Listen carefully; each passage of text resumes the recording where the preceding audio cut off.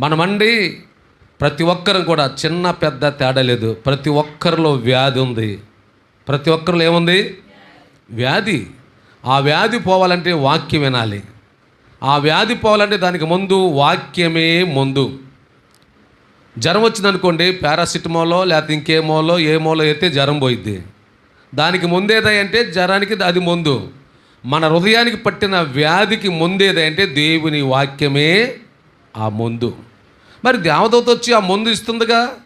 ఏంటా ముందు? దేవుని వాక్యమే. ఆ మందు ఇస్తుంటే వాడు మాత్రం ఆ మందు తీసుకోవట్లా.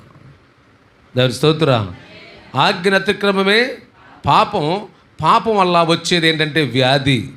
పాపం వల్ల వచ్చేది ఏంటిది? వ్యాధి వల్ల ఏమొచ్చింది? మరణం వచ్చింది. ఇప్పుడు ఆ పాపం నుంచి, వ్యాధి నుండి, మరణం నుండి విడిపించేది ఏది?